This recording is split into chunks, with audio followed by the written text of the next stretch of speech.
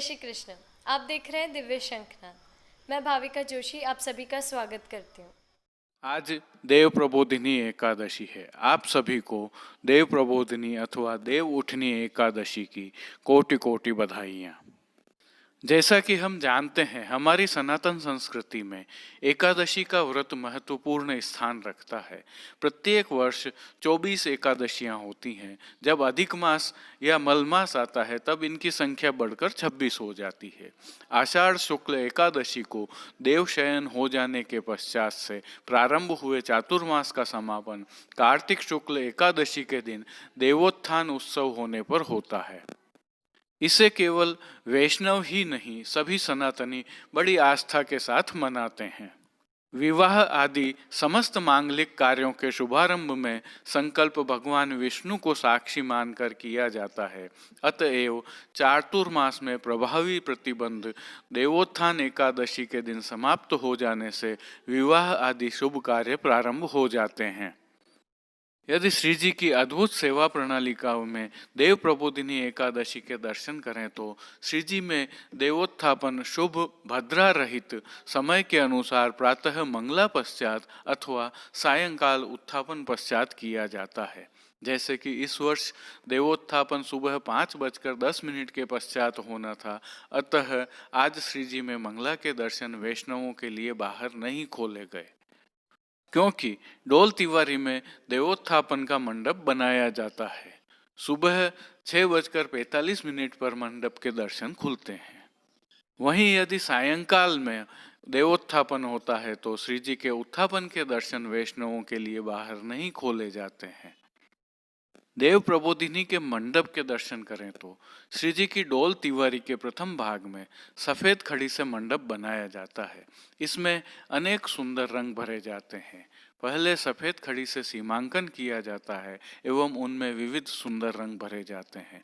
मंडप की चारों दिशाओं में 4 आयुध शंख, चक्र, गदा एवं पद्म एवं चारों ओर पुष्पलताओं के तोरण आदि बनाए जाते हैं।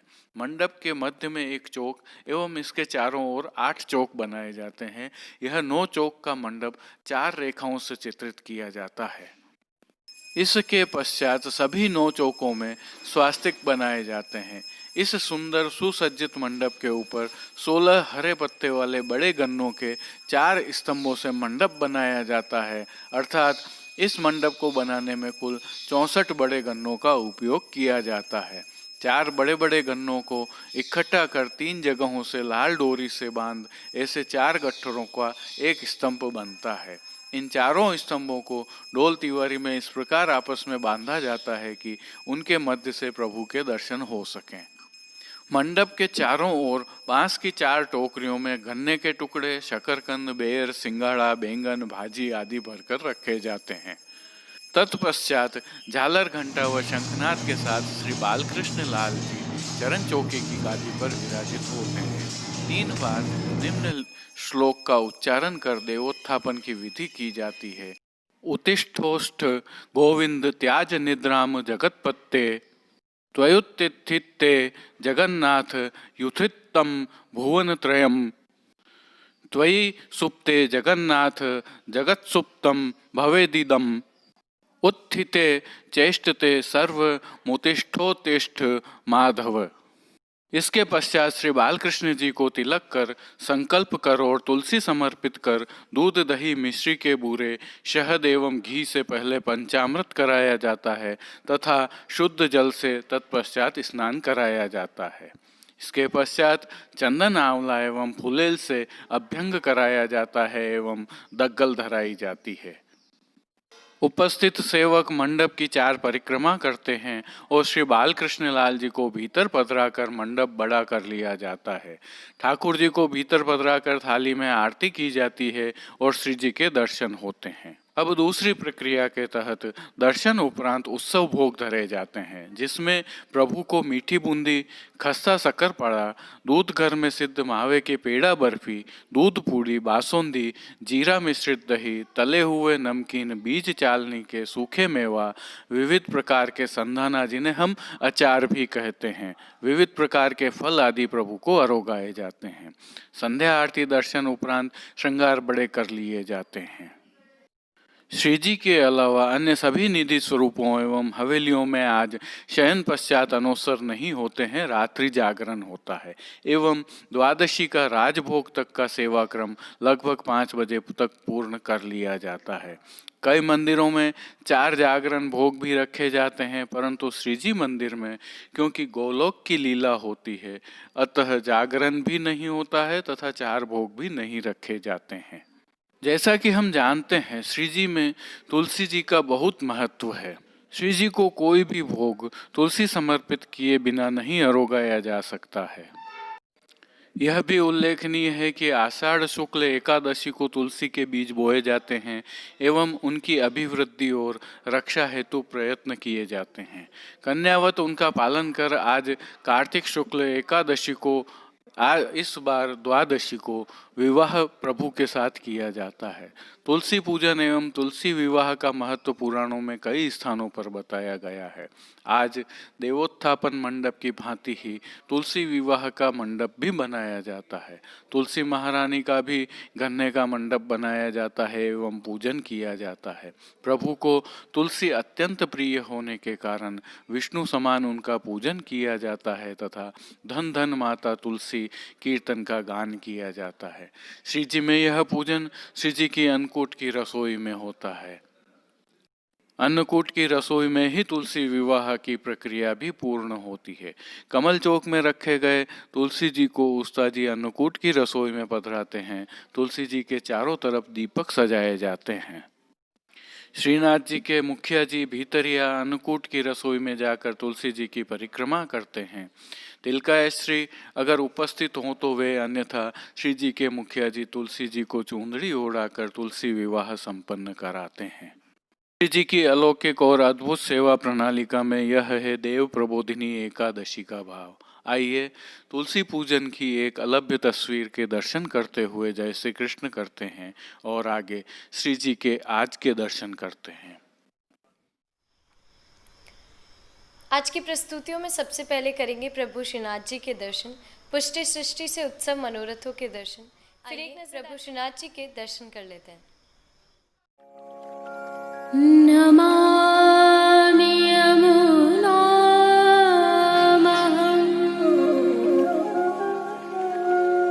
सकलसिद्धिहेतुं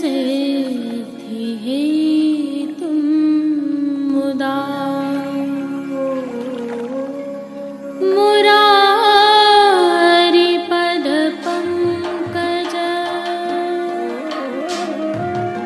स्फुरदवन्दरे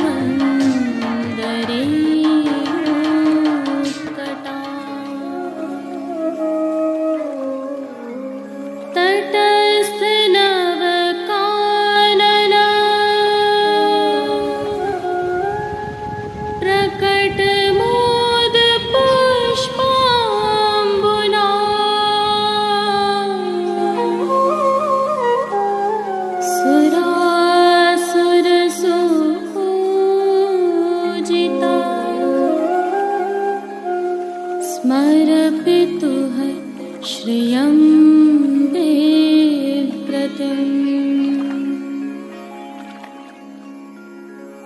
कलिन्दगिरिमस्तके। आज कार्तिक शुक्ल पक्ष की प्रथम द्वादशी है, 26 नवंबर 2020 गुरुवार। श्री जी को आज देव प्रबोधिनी का श्रृंगार धराया जाता है। भाव कीर्तन देव जगाने का है। देव जगाए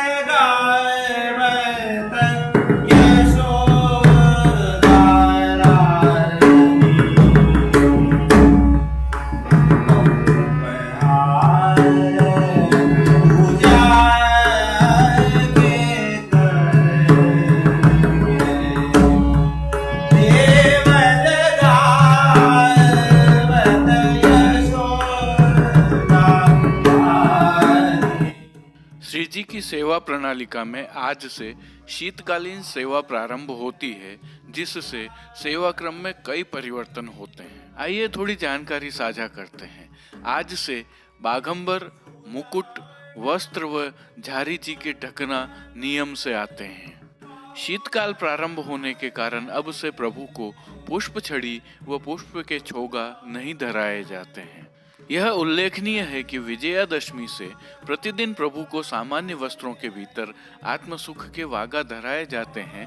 आत्मसुख के वागा विजयादशमी से विगत कल तक मलमल के व आज देव प्रबोधिनी एकादशी से डोलोत्सव तक शीत वृद्धि के अनुसार रुई के धराए जाते हैं।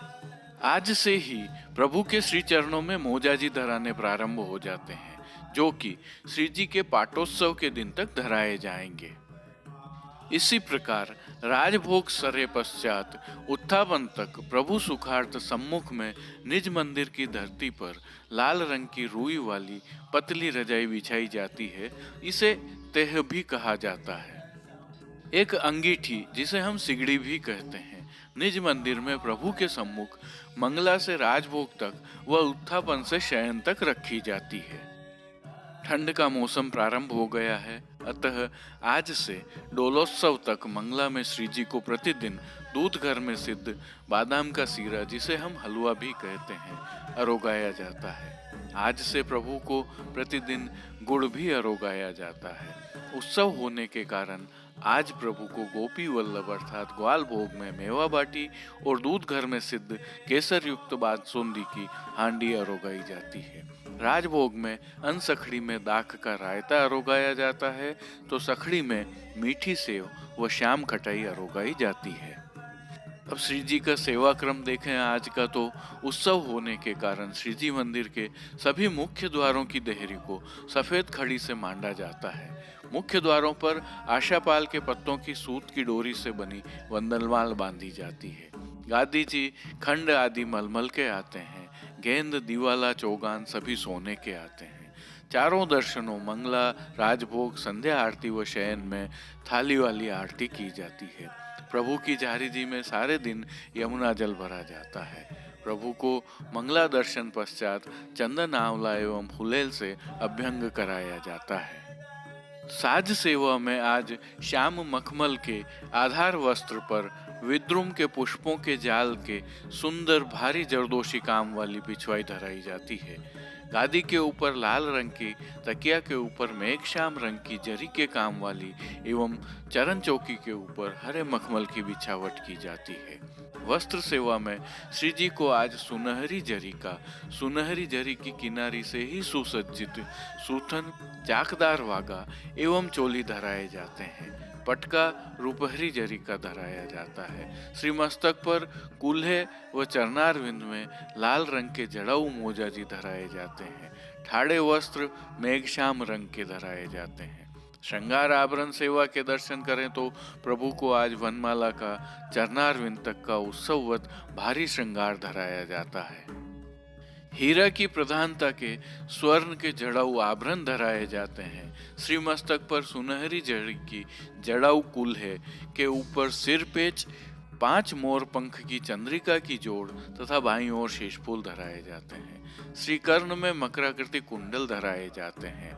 उत्सव की हीरा की चोटी जी धराई जाती है। स्वर्ण का जड़ाऊ का चोखटा पीठिका पर धराया जाता है।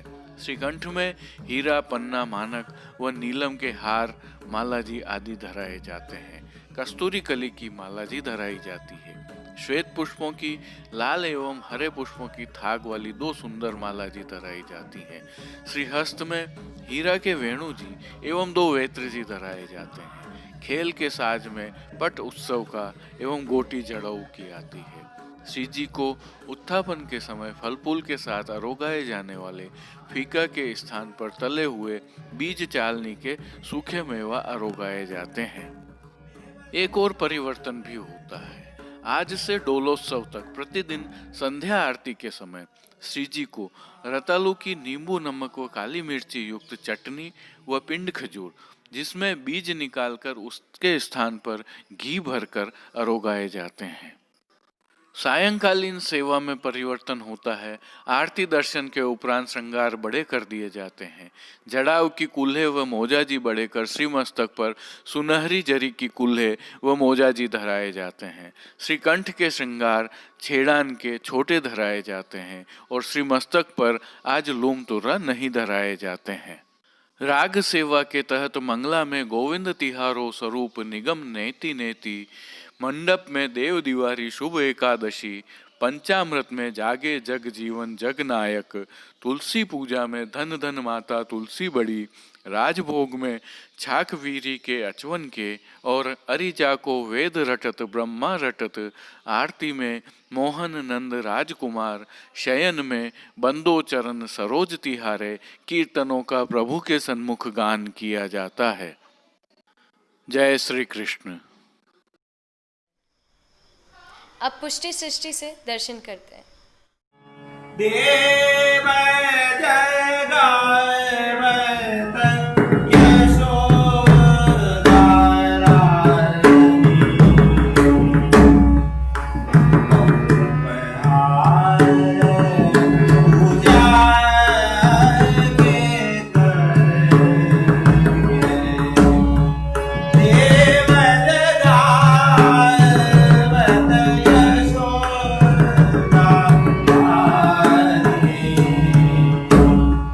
Baba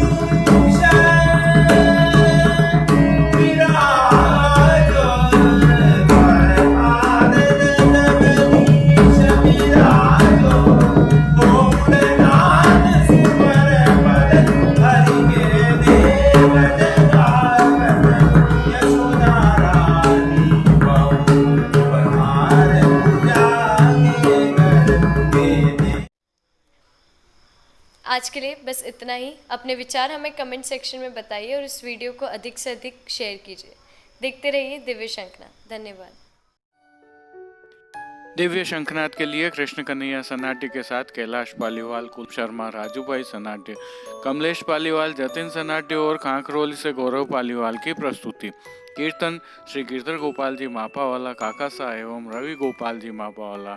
कीर्तन समाज नागपुर से साभार। पुष्टि सृष्टि से दर्शन भेजने वाले सभी वैष्णवों का विशेष आभार। जय श्री कृष्ण।